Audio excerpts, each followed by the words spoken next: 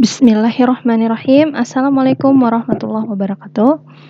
Alhamdulillahirrabbilalamin. Hari ini kita bisa kembali melanjutkan perkuliahan ilmu perilaku dan etika farmasi. Kali ini kita akan membahas tentang komunikasi verbal dan nonverbal, serta etika profesi. Jadi ada 2 topik.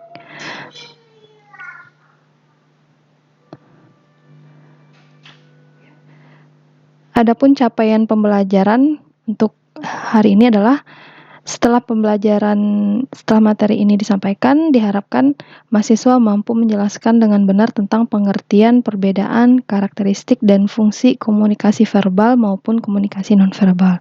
Mampu menjelaskan dengan benar pengertian profesi, etika profesi, dan etika profesi tenaga teknis kefarmasian, serta mampu menjelaskan dengan benar kode etik dari tenaga teknis kefarmasian. Yang pertama, kita bahas komunikasi verbal dan nonverbal. Komunikasi. Nah, komunikasi ini merupakan suatu kata yang berasal dari komunikatio, ya, kalau dalam bahasa Yunani. Atau ada juga yang berasal dari katanya itulah komuni. Jadi kalau komuni ini artinya adalah sama, ya, persamaan makna. Jadi komunikasi ini merupakan suatu simbol yang digunakan untuk menciptakan pemaknaan dan pesan. Nah, simbol dapat menggambarkan suatu ide, perasaan, dan lain-lain.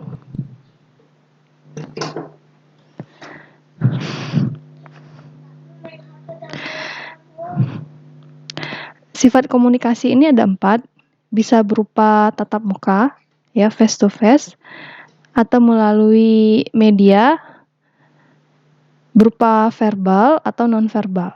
Jadi kalau verbal itu biasanya berupa lisan, ya, atau tulisan. Kalau nonverbal itu berupa isyarat badan atau gestur, atau juga bisa berupa ekspresi wajah dan sebagainya. Nah, untuk komunikasi verbal ini merupakan penyampaian makna dengan menggunakan kata-kata, baik secara lisan maupun tulisan. Nah, jadi kalau misalnya kita saya berbicara seperti ini, kemudian juga teks yang ada di PowerPoint ini, berarti ini merupakan komunikasi verbal. Jadi 2 unsur penting yang ada di komunikasi verbal ini adalah bahasa dan kata. Komunikasi nonverbal, sedangkan kebalikannya, ya, kalau komunikasi nonverbal itu adalah komunikasi yang pesannya tidak berupa nonverbal atau tanpa kata-kata. Jadi biasanya komunikasi nonverbal itu jauh lebih banyak dipakai dalam kehidupan kita. Jadi misalnya kita memberikan suatu isyarat, ya, ketika kita berbicara, kemudian kita juga disertai dengan isyarat yang memperkuat, apakah itu dari mimik wajah, dari gerakan tubuh, itu berarti kita sudah melakukan komunikasi nonverbal. Nah, jadi antara komunikasi verbal dan nonverbal itu tidak bisa dipisahkan, ya, karena pastinya ketika kita melakukan komunikasi verbal biasanya akan disertai dengan nonverbal juga, tuh. Nah, dan kalau misalnya ada antara komunikasi verbal dan nonverbal, misalnya ada suatu yang tidak sinkron, ya, maka biasanya yang lebih dipercaya itu adalah komunikasi nonverbal. Contohnya misalnya ketika ada orang yang bertanya kepada Anda, bagaimana kabar Anda? Ya, lalu kita dengan menjawab, saya baik gitu. Tapi dalam keadaan mengernyitkan dahi, saya baik gitu. Dengan sedikit senyuman kecut. Nah, biasanya orang akan lebih percaya apa yang Anda sampaikan bahwa Anda baik-baik saja atau ekspresi wajah Anda. Nah, biasanya orang akan lebih percaya dengan ekspresi wajah gitu dibandingkan dengan apa yang Anda sampaikan atau verbalnya. Tuh, pasti orang lebih percaya ke nonverbalnya. Tuh, atau misalnya ada orang yang berkata, ih kamu jelek, tapi sambil ketawa-ketawa gitu. Teman Anda berbicara seperti itu. Pasti Anda akan lebih percaya dengan ekspresinya kan. Oh bercanda ini gitu, dari ekspresinya dibanding dengan kamu jelek gitu. Seperti itu. Nah itu contohnya ya. Ketika ada suatu verbal dengan non-verbal tidak sinkron, ya apa yang diucapkan dengan ekspresinya tidak sinkron, biasanya orang akan lebih percaya dengan ekspresinya atau non-verbalnya. Komunikasi nonverbal bisa berupa bahasa tubuh, ya tanda atau tindakan atau perbuatan atau objek. Tuh, bahasa tubuh yang dimaksud dengan bahasa tubuh atau body language itu bisa berupa raut wajah, gerak kepala, gerak tangan, gerak-gerik tubuh, yang mengungkapkan berbagai perasaan. Ya biasanya kan apa yang kita bagaimana gerakan tubuh kita itu atau mimik wajah kita, raut wajah kita itu akan menggambarkan bagaimana perasaan kita, isi hati, isi pikiran, gitu kan. Nah, jadi menurut penelitian pun keberhasilan kita dalam berinteraksi sosial itu ditentukan oleh komunikasi nonverbal. 65%-nya ditentukan adalah komunikasi nonverbal. Ya, bagaimana cara kita menyampaikan pesan kita itu melalui nonverbal. Justru berhasilnya tuh adalah tergantung kepada nonverbal. Jadi kalau misalnya kita pidato, ya kita ada acara nih yang membuat kita Anda harus pidato di depan umum. Apakah Anda menjadi seorang ketua pelaksana kegiatan atau Anda menjadi perwakilan untuk menyampaikan kata sambutan dan lain-lain ya, maka yang akan menentukan keberhasilan apa yang Anda sampaikan itu tersampaikan kepada penonton gitu ya, penonton atau yang menerima info dari cara nonverbal, bagaimana Anda mengekspresikannya. Ya misalnya kalau dari verbal kan ya kita akan menulis skrip biasanya kalau pidato ya, kita akan tulis skrip sebagus-bagus mungkin sesuai dengan ejaan yang bagus, pemilihan katanya yang bagus. Namun ketika kita tampil ya, tapi kita tidak bisa menjiwai apa yang kita sampaikan, ya biasanya itu akan tidak berefek gitu. Hanya seperti membaca ya biasa saja gitu. Misalnya tidak ada irama, tidak ada penekanan tertentu pada kata-kata yang kalian sampaikan, ya itu akan hambar, istilahnya hambar. Biasa aja gitu orang mendengarnya, apa sih gitu. Tapi kalau kalian tambahkan apa yang kalian sampaikan pidato kalian itu dengan misalnya kalau pidatonya tentang semangat, yang harus membangkitkan semangat, wajah kalian antusias, kemudian tatapan matanya juga kepada pemirsa ya, anggap aja pemirsa ya. Kepada penontonnya juga audiens kepada audiensnya itu juga melihatkan sorot mata yang tajam, intonasi suaranya juga pas ya, gestur dan segala macamnya pasti itu akan membuat pesan yang ingin kalian sampaikan itu akan lebih nyampe gitu. Karena 65%-nya itu berhasil atau tidak itu dipengaruhi oleh nonverbal ini. Nah, pesan nonverbal ya biasanya digunakan untuk melukiskan semua peristiwa komunikasi di luar kata-kata yang terucap. Ya, dan dapat memberikan arti pada pesan verbal. Nah, beberapa pesan nonverbal itu tidak universal ya, melainkan terikat oleh budaya. Nah, jadi nih penting nih kita garis bawahi bahwa untuk pesan nonverbal itu juga sesuai budaya. Jadi harus tahu dulu nih budayanya orang Sunda dengan orang Sumatera itu pasti beda. Ya, jadi ketika kita ingin kita harus lihat tempat dulu. Kita berbicara ini audiensnya siapa nih? Itu pasti ada, kalau ada perbedaan budaya nanti, jadi jangan sampai nanti malah gestur tubuh kita ketika berbicara itu menyinggung, misalnya menyinggung orang lain yang budayanya berbeda. Jadi tetap untuk pesan nonverbal perhatikan audiens Anda siapa dan Anda sedang berada di mana. Nah, mengapa pesan nonverbal ini sangat penting? Karena pesan nonverbal ini menyampaikan makna. dan maksud yang relatif bebas ya, dari penipuan, distorsi, atau kerancuan. Jadi ketika ingin menggarisbawahi suatu atau meng-highlight suatu pernyataan, harusnya diikuti dengan pesan nonverbalnya untuk memperkuat itu. Jadi karena ketika kita menyampaikan sesuatu, berkomunikasi, ya pastinya segala apa yang kita ucapkan itu, ya maknanya itu akan terlihat dari pesan nonverbalnya, dari gerakan tubuh kita. Misalnya ketika kalian misalnya berhadapan, ya berhadapan dengan pasien di apotek, ketika ada yang datang,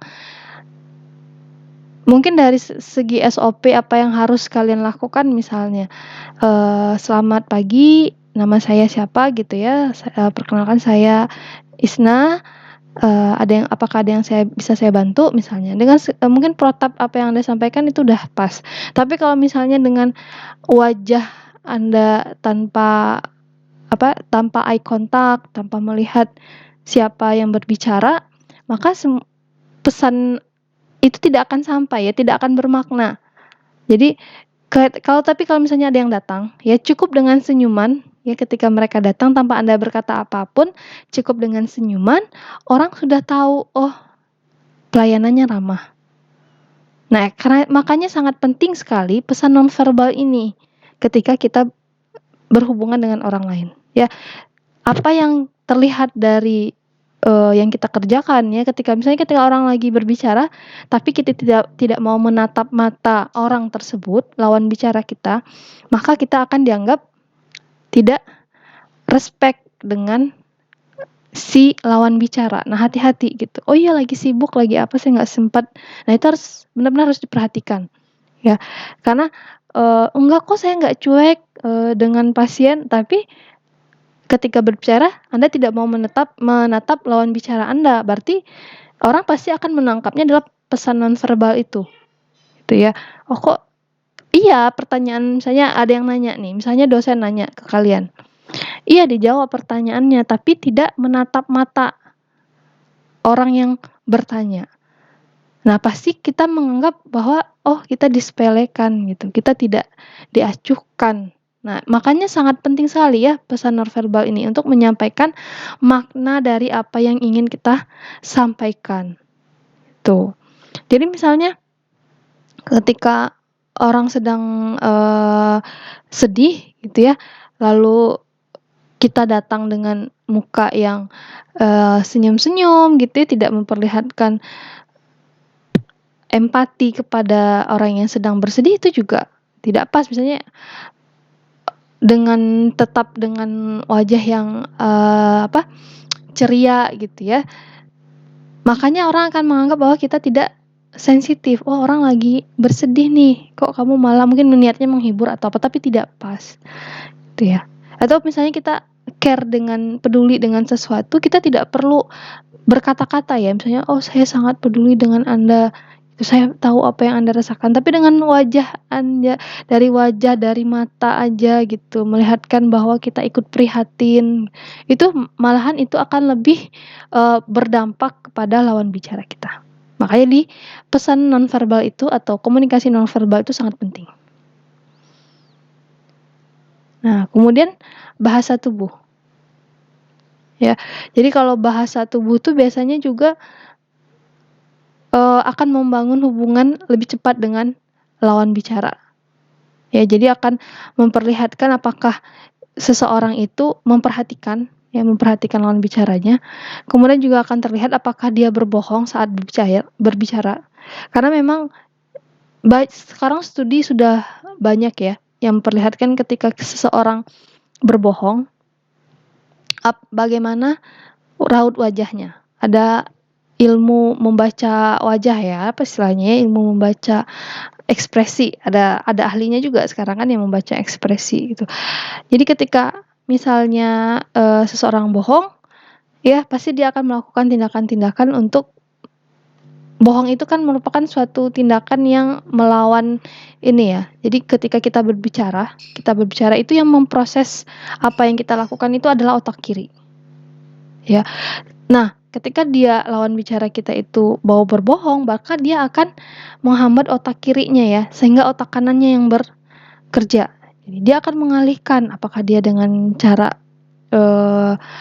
mengalihkan perhatian dengan mengetok-ngetok gitu, karena tanda mengetok-ngetok jari gitu ya, mengetok-ngetok meja dengan jari, karena dia akan berusaha untuk otak kanannya sedang bekerja gitu, mencari ini nih, apa nih kalau bohong biasanya gimana ya, apa ya harus yang saya karang-karang nih, nah itu bagian dari pekerjaannya si otak kanan. Nah dari bahasa tubuh tuh akan tahu ya mana orang yang lagi bosan. Nah tidak bisa bohongi ya, bahasa tubuh itu tidak akan bisa dibohongi, walaupun mulut kita berbicara, "Oh enggak kok, saya nggak bosan," gitu, tapi ketika lagi kuliah nih masih tinggal setengah jam lagi mau bel, oh udah kakinya udah bentar-bentar ini gitu ya, udah aduh, tuh kepalanya udah gerak-gerak kiri kanan, udah ngelihat jendela terus gitu.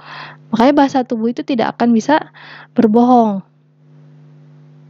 Nah itu juga agar kita bisa bahasa tubuh dari orang, dari lawan bicara itu kita juga paham, ya kira-kira apa nih yang dipikirkan oleh lawan bicara kita. Apakah kita sudah bicara terlalu banyak sehingga jenuh gitu ya. Nah dari situ bisa kita tahu. Kemudian bisa berupa kinesik ya, menunjukkan penggunaan gerakan-gerakan tubuh untuk menyampaikan pesan, apakah dengan menunjuk, misalnya menunjuk ini ada kan biasa kalau orang ngomong tangannya nggak bisa diem gitu kan, ya itu dia bahasa nonverbal dia seperti itu. Atau dari wajah ya, ekspresi wajah, apakah tiba-tiba mengernyitkan kening gitu, atau mulutnya tiba-tiba kalau kita menceritakan sesuatu hal yang menjijikkan gitu, tiba-tiba pasti kayak ada ekspresi wajah kita itu akan menggambarkan apa yang kita sampaikan. Kemudian ada gestur berupa gerakan sebagian anggota tubuh, apakah tangan, kaki ya, untuk menyampaikan pesan gitu.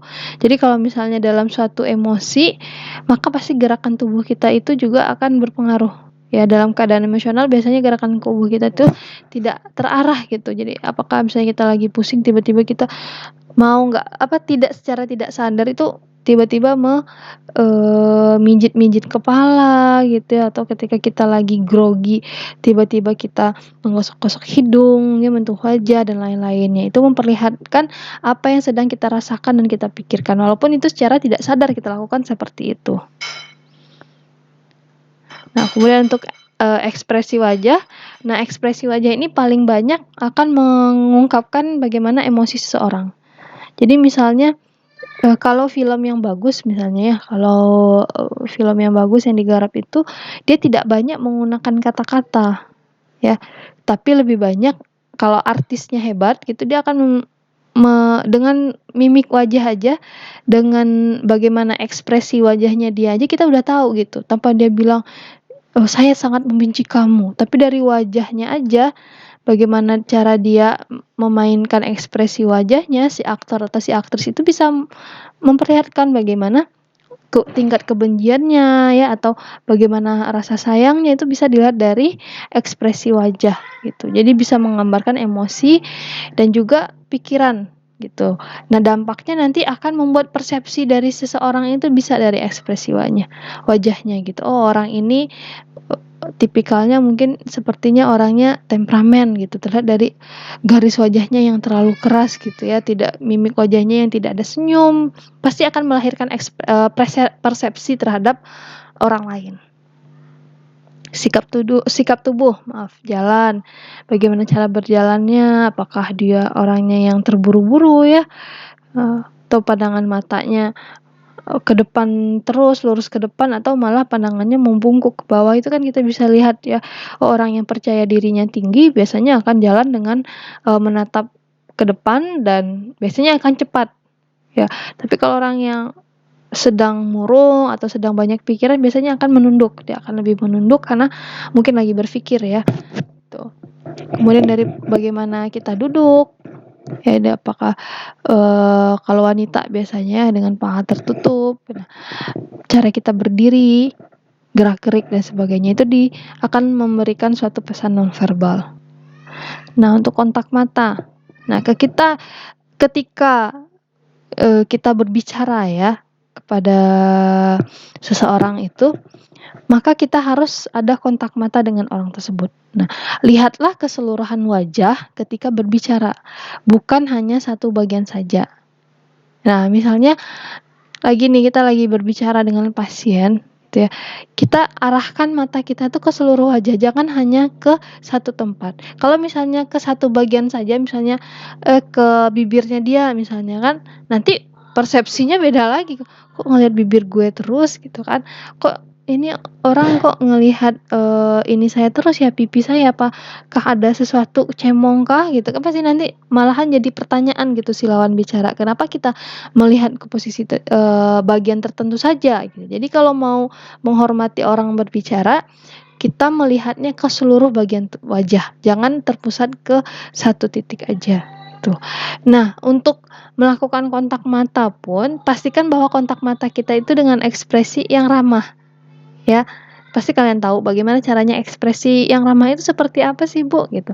Kalau misalnya kontak mata kita menatap dengan tajam tanpa berkedip, itu ya ketika orang lain berbicara, pasti si lawan bicaranya itu akan berpersepsi bahwa ini kok kayaknya orangnya nggak suka deh dengan apa yang saya bicarakan.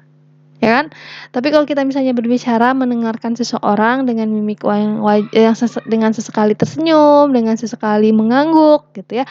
Oh, dengan seperti itu akan memberikan lebih empati terhadap orang lain. Oh iya, dia mendengarkan saya dengan baik. Dia paham dengan apa yang saya sampaikan. Dan pastinya kalian kan lebih tahu gitu ya nanti. Oh, harusnya ketika kita mendengarkan seseorang, bagusnya ekspresi kita seperti apa. Nah, senyum ini adalah hal yang sangat penting. Ya, karena senyum itu akan memberi energi. Ketika orang lain tersenyum, maka yang melihatnya juga ingin tersenyum. Rasanya juga ingin tersenyum. Pernah nggak melihat seperti itu? Ya, nilai, oh orangnya enak ya dipandang karena tersenyum terus. Rasanya juga saya jadi ingin tersenyum melihat dia tersenyum. Nah, makanya orang yang mudah senyum itu akan mudah diterima oleh lingkungannya karena dianggap ramah, pasti menyenangkan, dan bersikap terbuka gitu. Jadi usahakan sekali. Saya juga senyum itu mungkin jarang juga, tapi mungkin kalau kita lagi mau nggak mau ketika kita berhadapan dengan orang lain, usahakan harus dijaga ekspresi wajah kita itu harus dijaga. Ya, apakah selagi kesalnya kita, ya selagi banyak masalahnya ketika berhadapan dengan customer, usahakan senyum. Ya, tunda dulu mikirin masalahnya gitu. Karena dengan senyum saja tanpa harus berkata apa-apa, itu sudah customer kita sudah merasa diterima, sudah merasa nyaman. Nah, ini banyak sekali kita lupa dengan hal ini, senyum. Ya, ketika banyak sih saya ini ngerasa ya ketika apakah itu di swalayan, apakah ketika di kafe gitu ya. Kayaknya senyum itu sangat mahal sekarang. Ya, kita datang itu tanpa melihat mata, mau beli apa? Enak nggak? Nyaman nggak kita ketika ada orang seperti itu?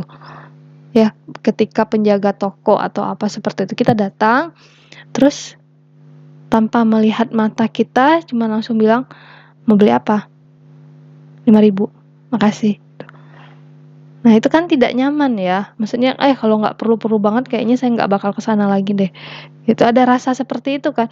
Nah, sedangkan ketika kita bekerja di apotek, di rumah sakit, yang kita jual itu adalah pelayanan kita, servis kita. Gitu. Makanya saya pesankan untuk lulusan Cevada, ya, yang pertama kali itu yang harus kalian lakukan ya agar kalian diterima dimanapun, di tempat kerjakah atau diterima oleh customer gitu ya, pertama pertahankan senyum gitu. Ketika ketemu dengan orang lain, belajarlah untuk tersenyum ya. Tarik bibir kiri kanan simetris kira-kira 2 cm dengan tatapan mata ya, tahan 5 detik. Coba Ya sama-sama belajar ya. Ya, tarik bibir kiri kanan 2 cm, kira-kira 2 cm. Tahan 5 detik. Udah seperti itu aja cukup. Nah, itu sudah memperlihatkan bahwa Anda adalah pribadi yang menyenangkan. Ya, tapi saya orangnya gini-gini, Bu. Saya orangnya ya terserah mau pribadi kita seperti apa. Tapi yang namanya ketika kita sedang bekerja berhadapan dengan customer, ya kita berikan servis kita yang terbaik, pelayanan kita yang terbaik. Salah satunya adalah senyum. Nah, senyum itu menunjukkan bahwa Anda senang pada pekerjaan dan hidup Anda. Ya, jadi kalau misalnya kita kurang senyum, berarti hidup kita kurang menyenangkan. Ya, kayaknya beban banget gitu, hidupnya tuh lagi banyak beban. Atau dia memang tidak senang dengan pekerjaannya. Ya, bisa jadi kan, misalnya kok ini orang pelayannya kok nggak ramah sih gitu. Mungkin karena dia memang nggak suka kerja di situ, terpaksa lah istilahnya ya. Itu. Tapi kalau kita bahagia dengan pekerjaan kita ya senyum itu adalah hal yang biasa ya. Ya karena kita enjoy dengan pekerjaan dan kita merasa hidup kita juga baik-baik saja ya, tidak ada alasan untuk cemberut. Makanya kita mudah senyum gitu. Dan senyum itu kan dalam Islam juga adalah sedekah. Senyum itu akan memperbaiki kualitas vokal dan melenturkan otot pipi. Jadi belajar tersenyum dari sekarang. Ya, 225. Jadi kiri 2 cm, kanan 2 cm, tahan 5 detik. Caranya seperti itu. Kemudian ada istilahnya proxemic. Proxemic itu adalah kita harus mengatur jarak dengan lawan bicara kita. Kita harus bisa memperkirakan ya ketika berbicara itu jaraknya sudah pas belum? Ketika kita dengan berbicara. Misalnya kita berbicara dengan satu orang, ini sekarang membicarakan apa nih? Hubungan kita dengan dia sebagai apa? Tuh. Nah, kita kasih contoh ya. Nah, misalnya kalau kita merasa sudah dekat ya dengan seseorang, biasanya kita dekat-dekatan pun nggak apa-apa ya, nggak risih gitu. Apakah dengan teman kerja, teman kantor, dengan pasangan ya. Itu biasanya namanya intimate zone.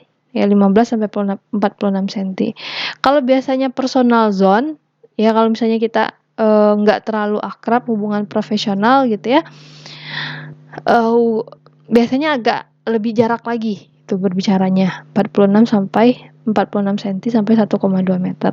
Kalau social zone, jadi kita berhubungan dengan orang lain yang agak banyak, jaraknya agak mundur lagi gitu, jangan terlalu dekat lagi. Nah, kalau misalnya sudah di publik, ya di umum, maka itu jarak yang kita butuhkan dengan audiens kita harus lebih jauh lagi. Jadi harus diperhatikan jaraknya. Misalnya kalau kita ini nggak terlalu akrab atau ya terus ngomong apa yang kita omongkan itu juga masalah profesional ya, masalah seputar kantor atau apa, ya jangan inilah terlalu dekat nanti dikiranya kita ini ya apa risih, malahan ya risih, lawan bicara kita pasti risih. Maka kita ambil yang personal zone. Ini ada beberapa sikap tubuh yang harus dihindari. Pertama, goyang-goyang kaki. Ya, goyang-goyang kaki, main-mainkan jari, kemudian memperbaiki tata rias atau rambut di depan umum. Itu biasanya agak ini ya, membuat persepsinya kalau goyang-goyang kaki tuh sepertinya kita tuh sangat bosan gitu, sangat jenuh. Jadi atau main-mainkan jari gitu gini ya. Ketika berhubungan dengan orang lain jangan sampai seperti itu gitu, atau malahan mengorek hidung lah, gigi, garuk-garuk gitu ya. Kalau sangat gatal banget ya usahakan pergi dulu ya, menghindar dulu dari minta izin dulu untuk ke belakang gitu ya.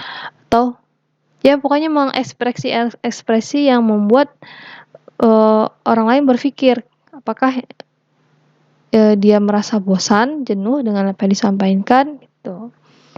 Ya, apalagi menunjuk-nunjuk.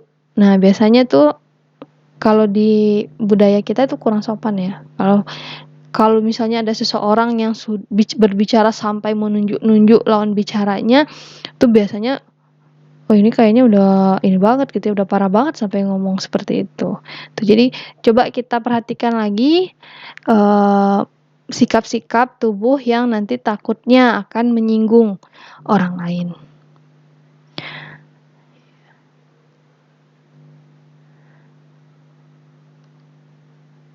Nah, fungsi dari komunikasi nonverbal ini, kita bisa meyakinkan apa yang kita ucapkan sebelumnya. Ya, jadi untuk lebih meyakinkan lagi, makanya kita perlu memakai komunikasi nonverbal. Atau kita ingin menunjukkan perasaan dan emosi yang kita tidak bisa mengutarakannya dengan kata-kata, ya speechless gitu. Maka kita cukup memberikan isyarat dengan pesan nonverbal atau menunjukkan siapa saya, jati diri, ya, sehingga orang lain bisa mengenalnya, menambah atau melengkapi ucapan-ucapan yang dirasakan belum sempurna. Jadi misalnya dulu guru kan untuk menyuruh kita diam kan nggak usah diam gitu, nggak usah, tinggal mengisyaratkan tangan ke mulut, ya, satu jari telunjuk ke mulut, kita udah tahu, oh iya disuruh diam, seperti itu ya. Jadi kalau nggak usah terlalu banyak bicara, dengan gerak tubuh aja itu sebenarnya kalau orang yang sensitif dia sudah tahu gitu maknanya apa. Perbedaan antara komunikasi verbal dan nonverbal. Nah, biasanya jika tingkat kepercayaan antara verbal dan nonverbal, maka nonverbal ini pasti tingkat kepercayaannya lebih tinggi. Ya, misalnya ya itu tadi seperti yang sudah dijelaskan tadi gitu, ketika ditanya, "Bagaimana kabar Anda?" gitu, maka yang dilihat itu biasanya ekspresinya gitu. "Oh iya, saya baik," gitu, dengan senyuman, dengan tatapan mata yang antusias, oh orang percaya kalau kita baik-baik saja. Tapi kalau kita bicaranya, "Saya baik," tapi dengan wajah yang cemberut, ya orang tidak akan percaya, orang lebih percaya bahwa ekspresi wajahnya itu yang akan lebih ditangkap oleh lawan bicara kita. Komunikasi verbal ini pasti disengaja, diniatkan. Ya, kita sudah bikin teks, biasanya sudah tahu urutan apa yang ingin kita bicarakan misalnya saat presentasi ya. Kalau nonverbal biasanya tidak bisa dibatasi niat. Kan nggak ada ya kita latihan presentasi itu sampai, "Oh, tangan kamu habis ngomong ini tangannya kayak gini ya." Itu kayak anak-anak SD kalau disuruh pidato, kayaknya sampai gerakan tubuh pun mereka hafalin gitu ya. Padahal itu kan sebenarnya natural ya, natural aja gitu kita berbuat seperti itu natural biasanya, tidak bisa yang sampai kalau dihafalkan malah aneh gitu, kayak anak TK pidato. Ya, sampai gerakan tangannya gimana nih kalau ketika salam tuh, kayak gini, harus kayak gini gitu, dihafalin sama mereka, malahan itu jadi aneh, tidak natural. Nah, komunikasi verbal itu diproses di otak kiri, kalau nonverbal di otak kanan. Verbal terstruktur, apa yang disampaikan terstruktur, kalau komunikasi nonverbal tidak terstruktur, ya. Spontan aja biasanya. Nah, ini komunikasi verbal pasti dipelajari, ya, bahasa kata, tata bahasa, kemudian juga pemilihan kata itu kita pelajari di sekolahan kan. Kalau nonverbal sudah alami aja gitu. Misalnya kita lihat ketika kita ingin bagaimana cara kita bisa meningkatkan komunikasi nonverbal kita, biasanya kita perhatikan orang-orang yang public speaking-nya bagus. Ya, atau kita lihat senior-senior kita yang gimana ya caranya senior ini kok dia banyak teman gitu. Kita lihat, oh kenapa dia kalau dia berbicara itu orang selalu diam gitu, tertarik apa yang dia bicarakan. Nah, makanya itu yang kita tiru ya. Dan alami aja dari bawaan diri sendiri sudah seperti itu. Tuh. Nah, kemudian dia berkesinambungan untuk verbal, nonverbal tidak sinambung. Nah, ini berupa bahasa ya, linguistik. Kalau nonverbal itu non-linguistik. Kemudian perbedaan fungsinya ya untuk verbal dan nonverbal, biasanya komunikasi verbal ini ada aturan-aturannya. Ada aturan-aturan dan prinsip-prinsip yang dibuat oleh manusia. sepertinya sintaks, tata bahasa, ya ketika kita bicara sadar memutuskan sesuatu itu kan pasti ada tata bahasanya seperti apa. Kalau nonverbal itu biasanya diatur oleh dorongan-dorongan biologis itu misalnya yang ada dalam diri kita. Misalnya ketika kita berbicara kita malu ya, sedang merasa malu dengan sesuatu, maka tubuh kita akan memerah. Pipi kita akan memerah. Nah, itu kan sebenarnya kan proses biologis dari tubuh ya, ketika ada perasaan malu tiba-tiba akan memerah pipinya gitu. Atau ketika kita takut, kita panik, pasti kita akan berbicaranya tidak teratur gitu ya, memberikan gerakan-gerakan tubuh yang memperlihatkan bahwa kita sedang panik. Kalau komunikasi verbal itu pasti dia universal ya, karena bahasa itu pasti semua bangsa itu punya bahasa tuh. Nah, kalau nonverbal itu bersifat spesifik bagi kebudayaan tertentu. Ada yang urutan waktu ya. Ini kalau komunikasi verbal kita pasti di urutan. Setelah ini kita bicaranya ini dulu, pendahuluan dulu, habis itu bicara ini. Pasti kita akan menyusun sesuai dengan urutan waktu. Nah, kalau nonverbal itu dia biasanya tindakannya sekaligus dalam suatu waktu tertentu. Ya, jadi tidak berurutan. Membutuhkan masa sosialisasi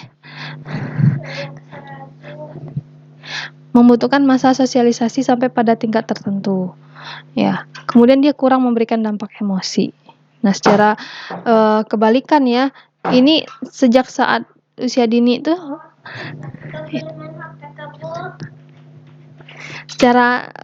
dari usia dini itu sebenarnya kita sudah memperhatikan ya bagaimana cara orang tua kita berbicara, lingkungan kita berbicara gitu, dan biasanya akan memberikan dampak emosi gitu ketika kita melihat ekspresi seseorang. Jadi fungsi secara keseluruhannya untuk komunikasi nonverbal menurut Hickson dan Stark itu, komunikasi nonverbal itu akan mengendalikan percakapan kita, akan mengontrol perilaku orang lain gitu, akan memperlihatkan ketertarikan atau kesenangan, ya berfungsi untuk penolakan atau ketidaksenangan. Jadi bisa lihat ya, apakah kita suka atau tidak suka aja itu bisa dari nonverbal. Nah, kemudian bisa untuk peragaan, informasi kognitif, afektif, ya bisa juga untuk penipuan diri. Ya, misalnya ya pura-pura bahagia, pura-pura senang gitu ya, pura-pura tertarik, itu bisa dengan nonverbal gitu. Kita lihat kan dari nonverbal. Atau orang bisa menipu orang lain itu dengan komunikasi nonverbal ya, biasanya seperti di terminal kalau ada yang mau menipu, biasanya dia akan bersikap baik gitu ya, memperlihatkan bagaimana baik sikapnya gitu. Oke, kita selanjutnya kita akan membahas tentang etika profesi. Etika ini juga berasal dari bahasa Yunani ya, dari kata ethos yang artinya karakter, watak, kesusilaan, atau adat istiadat atau kebiasaan. Etika biasanya berkaitan dengan nilai-nilai, tata cara hidup yang baik, aturan hidup yang baik, dan segala kebiasaan yang dianut dan diwariskan dari generasi ke generasi. Nah, biasanya bisa dipandang juga sebagai sarana orientasi peninjauan untuk menentukan sikap, ya, arah yang tepat dan benar. Dan bisa juga menjadi usaha manusia untuk menjawab suatu pertanyaan yang sangat fundamental, yaitu bagaimana saya harus hidup dan bertindak. Tujuan dari etika ini adalah menggugah kesadaran moral pelaku profesi untuk menjalankan profesi yang baik dan menghindarkan profesi yang kotor. Jadi sebenarnya kita diberikan suatu kewenangan untuk praktik kefarmasian, itu ada 2 jalan yang bisa kita tempuh ya. Apakah kita akan menjadi seseorang yang membawa profesi ini menjadi tindak kejahatan, atau yang baik seperti itu ya. Kalau untuk mau berbuat jahat dengan ilmu yang kita punya, dengan wewenang yang kita punya bisa kan? Banyak gitu kalau kita mau menjual obat-obat psikotropika dengan ilegal kita bisa. Ya kalau misalnya nih ya, misal, Anda, ingin melakukan seperti itu bisa gitu. Menjual obat-obat yang harusnya dengan resep dokter karena memiliki efek samping yang ketergantungan atau sebagainya ya. Kalau hanya ingin memikirkan keuntungan saja, maka Anda akan membuat profesi, tenaga teknis kefarmasian itu hanya sebagai peraup ini gitu, peraup keuntungan saja. Tapi ketika kita sudah tahu, oh kita diikat oleh suatu etika profesi, maka kita akan melakukan pekerjaan keprofesian kita itu dengan hal-hal yang sudah diatur di etika profesi. Jadi etika itu untuk menjawab bagaimana saya harus hidup dan bertindak. Ya, karena biasanya banyak pendapat dan pandangan tentang bagaimana saya harus hidup dan bertindak itu, lalu kita memutuskan yang mana nih? Ya, yang benar itu pendapat mana yang harus kita ikuti? Apakah berdasarkan adat istiadat, tradisi, pendapat teman, agama, ideologi, dan lain-lain. Nah, dalam masalah seperti itu, etika akan membantu kita untuk mencari orientasinya, agar hidup kita tidak ikut-ikutan saja, ya. Akan tetapi agar kita mampu mempertanggungjawabkan apa yang kita lakukan. Nah, apakah etika sama dengan ajaran moral? Nah, kalau ajaran moral adalah patokan-patokan yang dapat berbentuk lisan atau tulisan tentang bagaimana manusia itu harus hidup dan bertindak agar dia menjadi manusia yang baik. Nah, biasanya sumber ajaran moral itu adalah adat, tradisi, agama, atau ideologi. Ini adalah perbedaan antara etika dan moral. Nah, etika itu menyangkut perbuatan manusia, sedangkan moral tidak terbatas pada cara melakukan sesuatu. Etika menunjukkan cara yang tepat, artinya cara yang mengharapkan serta ditentukan dalam sebuah kalangan tertentu. Ya, ini catatannya adalah kalangan tertentu. Nah, etika hanya berlaku untuk pergaulan. Etika bersifat relatif, yang dianggap tidak sopan adalah suatu buah kebudayaan dapat saja dianggap sopan dalam kebudayaan lain. Sedangkan kalau moral itu menyangkut masalah apakah sebuah perbuatan boleh dilakukan atau tidak boleh dilakukan. Moral selalu berlaku walaupun tidak ada orang lain. Ya, moral bersifat absolut. Perintah seperti jangan berbohong, jangan mencuri, itu merupakan prinsip moral yang tidak dapat ditawar-tawar. Nah, ini adalah hubungan antara etika dan moral. Etika, kemudian moralitas itu menjadi suatu sistem nilai dan norma. Bagaimana manusia itu harus hidup dengan baik gitu. Apakah berdasarkan adat kebiasaan sehingga nanti akan melahirkan suatu perilaku yang ajak dan berulang. Kemudian untuk etika dan hukum, persamaan antara etika dan hukum itu adalah sama-sama mempunyai tujuan sosial, yaitu menghendaki agar manusia melakukan perbuatan yang baik dan benar. Perbedaannya adalah kalau etika itu ditunjukkan kepada sikap batin manusia dan sanksinya dari kelompok masyarakat profesi itu sendiri, sedangkan hukum ditujukan pada sikap lahir manusia, membebani manusia dengan hak dan kewajiban, bersifatnya memaksa. Ada sanksinya tegas dan konkret yang dilaksanakan melalui wewenang penguasa atau pemerintah. Jadi yang lebih mengikat itu adalah hukum. Ini adalah perbedaan hukum dan etika. Etika berlaku untuk lingkungan kelompok atau suatu profesi, disusun berdasarkan kesepakatan anggota kelompok atau profesi. Tidak seluruhnya tertulis dengan pasal-pasal. Sanksi terhadap pelanggaran berupa tuntutan dan sanksi organisasi. Pelanggaran diselesaikan oleh majelis etika, ada majelisnya sendiri ya. Penyelesaian pelanggaran seringkali tidak diperlukan disertai tidak perlu biasanya ada bukti fisik. Nah, kemudian untuk hukum berlaku umum biasanya ya. Yang menyusun adalah badan pemerintah. Tercantum secara rinci di dalam kitab undang-undang dan pasal-pasal dengan pasal-pasalnya. Kemudian juga ada sanksi jika terjadi pelanggaran. Nah, sanksinya terhadap pelanggaran berupa tuntutan baik perdata maupun pidana. Pelanggaran diselesaikan melalui pengadilan atau sanksi administrasi. Penyelesaian pelanggaran memerlukan bukti fisik. Kemudian etika dan norma. Norma diartikan sebagai kaidah atau pedoman untuk melakukan sesuatu. Tujuan dan etika norma itu adalah mengarahkan perkembangan masyarakat menuju suasana yang harmonis, tertib, teratur, damai, dan sejahtera. Mengajarkan orang bersikap kritis dan rasional dalam mengambil keputusan secara etika norma, otonom etika norma. Norma ini juga ada macamnya ya, ada norma khusus, ada norma umum. Kalau norma khusus ini aturan yang berlaku dalam bidang kegiatan tertentu atau khusus, contohnya aturan olahraga, aturan kuliah, dan lain-lain.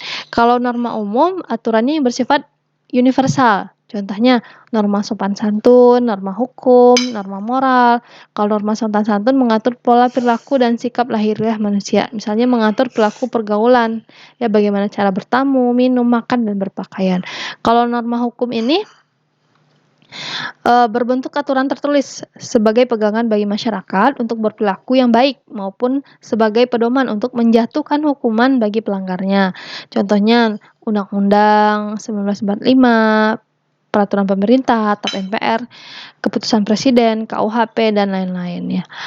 Untuk norma moral ya, norma yang bersumber dari hati nurani, menjadi tolak ukur yang dipakai oleh masyarakat dalam menentukan baik buruknya tindakan manusia sebagai anggota masyarakat atau sebagai orang dengan jabatan atau profesi tertentu.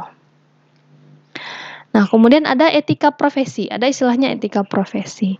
Nah, profesi itu apa? Profesi adalah pekerjaan yang dilaksanakan sebagai nafkah hidup dengan mengandalkan keahlian dan keterampilan yang tinggi, ya, dan dengan melibatkan komitmen pribadi moral yang mendalam. Ya. Jadi profesi itu mengandalkan keahlian dan keterampilan. Nah, profesional adalah orang yang memerlukan kepandaian khusus untuk melakukan suatu pekerjaan. Makanya disebut profesional. Nah, untuk pekerjaan kefarmasian sendiri itu membutuhkan tingkat keahlian dan kewenangan yang didasari oleh suatu standar kompetensi dan etika. Ya. Etika profesional farmasi tidak hanya mendorong atau meningkatkan kinerja bagi tenaga farmasi, tetapi juga akan memberikan peningkatan kontribusi fungsional atau peranan farmasi bagi masyarakat. Nah, di situ pentingnya ada etika profesional.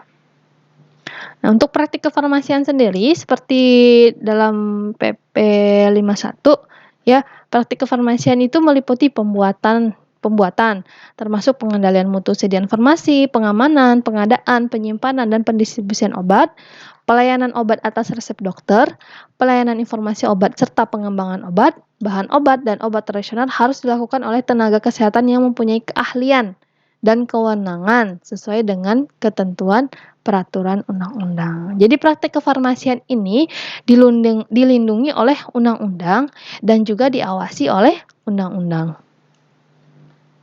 Nah, etika profesi adalah cabang dari ilmu etika yang secara kritis dan sistematis merefleksikan permasalahan moral yang melekat pada suatu profesi.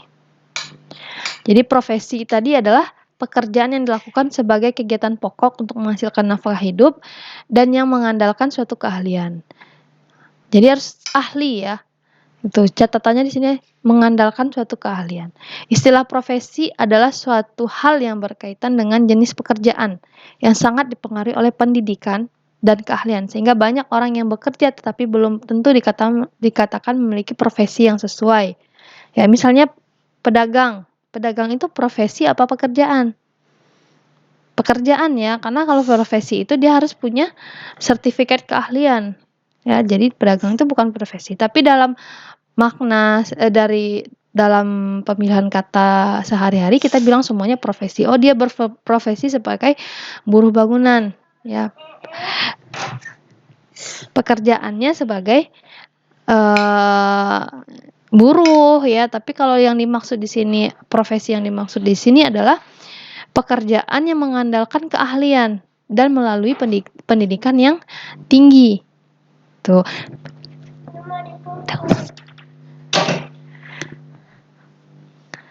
Nah, adanya keahlian dan keterampilan ciri-ciri profesi, pertama adanya keahlian dan keterampilan khusus yang diatur dalam aturan yang disebut dengan kode etik. Kemudian adanya komitmen moral yang tinggi. Orang yang profesional hidup dari profesinya membentuk identitas orang tersebut. Dia akan mengabdi kepada masyarakat, kemudian ada izin khusus untuk menjalankan profesi tertentu, dan para profesional biasanya menjadi anggota dari suatu organisasi profesi. Contohnya IDI, Ikatan Dokter ya, Ikatan Guru, PGRI, kemudian apa lagi? Ada akuntan ya, ada yang untuk tanah itu lupa saya. Nah, seperti itu ya. Jadi ada organisasi profesi, bidan, perawat, itu kan semuanya ada profesinya. Organisasi profesi. Nah, jika kita bicara tentang etika profesi, kita bicara bagian jiwa atau moral dari pelaksanaan profesi itu sendiri dalam melaksanakan tugas profesinya. Nah, permasalahannya adalah apakah perbuatan tenaga profesi itu akan dinilai oleh orang lain baik atau tidak baik. Nah, jadi dalam hal ini akan ditentukan perilakunya yang diharapkan dari seorang anggota profesi tersebut. Nah, makanya untuk menjaga hal tersebut dibuatlah kode etik profesi, seperti kode etik apoteker, dokter, pengacara, wartawan, dan lainnya. Jadi, tujuannya itu ya, apakah perbuatan kita itu dinilai orang baik atau tidak, itu ya dari kode etik kita, kode etik profesi kita. Nah, apabila perbuatan telah menimbulkan kerugian pada orang lain, sehingga orang yang merasa dirugikan mengajukan pengaduan kepada instansi yang berwenang, maka persoalannya akan meningkat menjadi masalah hukum yang harus diselesaikan lewat jalur hukum. Makanya profesi kita ini tidak main-main ya. Ketika misalnya Anda salah membaca resep, salah memberikan obat, ya, kemudian atau Anda melakukan tindakan-tindakan yang tidak sesuai dengan kode etik seperti membeberkan data pasien gitu ya. Nah, itu Anda bisa terjerat hukum jika dilaporkan oleh pasien jika mereka merasa tidak berkenan ya. Nah, hati-hati. Nah, untuk organisasi profesi adalah organisasi praktisi yang menilai atau mempertimbangkan seseorang memiliki kompetensi profesional dan ikatan bersama untuk menyelenggarakan fungsi sosial yang tidak dapat dilaksanakan secara terpisah sebagai individu. Jadi organisasi profesi ini sangat penting ya. Makanya untuk tenaga teknis kefarmasian itu ada PAVI ya, Persatuan Ahli Farmasi Indonesia ya. Nanti ketika lulus kalian akan tergabung ke dalam PAVI. Ini legalitasnya berdasarkan SK Menkumham RI ya tahun 2016. Nah, ini juga ada ya, nanti dilihat aja untuk undang-undangnya. Nah, untuk kode etik profesi atau KEP merupakan aturan atau ketentuan tertulis yang disepakati di dalam menjalankan suatu profesi. Umumnya dikeluarkan oleh asosiasi atau organisasi tertentu, profesi, politik, sosial, dan lain-lain. Tuh. Nah, apa tujuannya dari kode etik profesi ini? Pertama, untuk menjunjung tinggi martabat profesi, ya, menjaga dan memelihara kesejahteraan para anggota, meningkatkan pengabdian para anggota profesi, meningkatkan mutu profesi, meningkatkan mutu organisasi profesi, meningkatkan layanan di atas keuntungan pribadi, mempunyai organisasi profesional yang kuat dan terjalin erat, menentukan baku standarnya sendiri. Ya, jadi untuk ketika menjalankan profesi sebagai tenaga teknis kefarmasian, maka kalian harus menjunjung tinggi kode etik profesi ini. Nah, fungsi kode etik tadi adalah memberikan pedoman bagi setiap anggota profesi tentang prinsip profesionalitas yang digariskan. Maksudnya bahwa dengan kode etik profesi, pelaksana profesi mampu mengetahui suatu hal yang boleh dia lakukan dan yang tidak boleh dia lakukan. Nah, merupakan suatu sarana kontrol bagi masyarakat atas profesi yang bersangkutan. Maksudnya bahwa ketika profesi dapat memberikan suatu pengetahuan kepada masyarakat agar dapat memahami arti penting suatu profesi sehingga memungkinkan pengontrolan terhadap para pelaksana lapangan. Kemudian kode etik itu juga mencegah campur tangan pihak luar organisasi profesi tentang hubungan etika dalam dalam keanggotaan profesi. Ya, jadi tidak boleh ada campur tangan profesi lain. Nah, kalau misalnya terjadi pelanggaran kode etik profesi, ya, pelanggaran terhadap nilai-nilai yang seharusnya dijunjung tinggi oleh profesi itu, maka disebut dengan pelanggaran ya. Memperdagangkan jasa atau membeda-bedakan pelayanan jasa atas dasar keinginan untuk mendapatkan keuntungan uang yang berlebihan, maka itu juga melanggar kode etik profesi. Menyalahgunakan kekuasaan. Ya. Kemudian pelanggaran terhadap perbuatan pelayanan jasa profesi yang kurang mencerminkan kualitas keahlian, serta yang kurang dapat dipertanggungjawabkan menurut standar maupun kriteria profesional. Jadi hati-hati ya. Nah, untuk sanksi pelanggarannya, sanksi moral yang bisa sanksi moral dan sanksi yang dikeluarkan dari organisasi. Kemudian kasus-kasus pelanggaran kode etik akan ditindak dan dinilai oleh suatu dewan kehormatan atau komisi yang dibentuk khusus untuk itu.